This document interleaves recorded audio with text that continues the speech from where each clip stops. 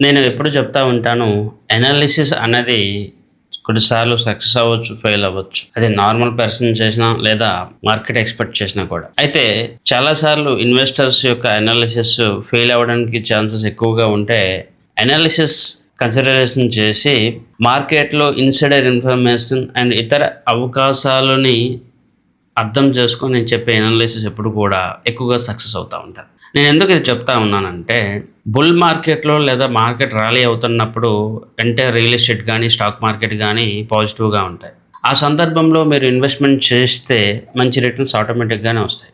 Beer మార్కెట్‌లో లేదా market బాగాలేనప్పుడు రియల్ ఎస్టేట్ గానీ, స్టాక్ మార్కెట్‌లో గానీ ఎటువంటి గ్రోత్ అయితే మీరు చూడరు. అప్పుడు చాలామంది కామెంట్ చేసేది ఈ మార్కెట్ ఫ్రాడు లేదా ఈ మార్కెట్ వేస్ట్ అని చెప్పి కూడా చెప్తా ఉంటారు.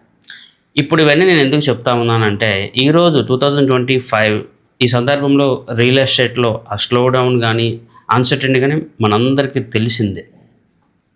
కానీ ఒక అడ్వైజర్‌గా మార్కెట్‌తో కంపేర్ చేస్తే ఎక్కువ రిటర్న్స్ ఇచ్చే కాన్సెప్ట్స్, ఎక్కువ రిటర్న్ ఇచ్చే విధంగా మనం ఎప్పుడు కూడా స్ట్రాటజీస్‌ని బిల్డ్ చేస్తా ఉంటాం.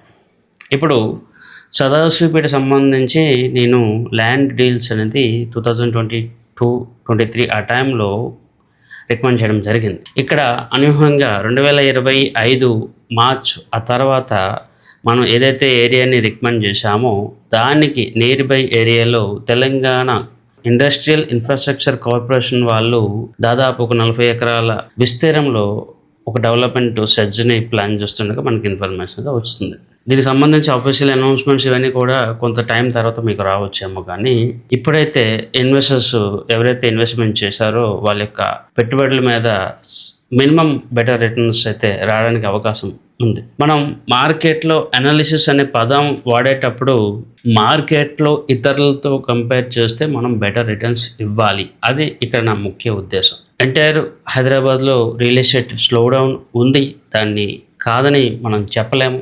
అయితే ఇలాంటి సందర్భంలో కూడా ఇన్వెస్టర్స్ యొక్క వెల్త్ క్రియేట్ అవుతుందా లేదా అని మనం చెక్ చేసుకోవడం చాలా ఇంపార్టెంట్. నేను రిపీటెడ్‌గా చెప్తాను. ఇన్వెస్టర్స్ ఎప్పుడు కూడా ఇన్వెస్ట్‌మెంట్స్ గతంలో వచ్చిన రిటర్న్స్ లేదా అందరూ ఇన్వెస్ట్‌మెంట్ చేస్తున్నారనే పాయింట్స్‌తో కాకుండా నెక్స్ట్ 2, 3 ఇయర్స్‌లో ఏం జరగబోతుందని తెలుసుకొని ఇన్వెస్ట్‌మెంట్ చేయడం చాలా ముఖ్యం అని చెప్పి నేను పదే పదే మన ఇన్వెస్టర్స్‌కి చెప్తా ఉన్నాను. అది మరొకసారి ప్రూఫ్ అయింది.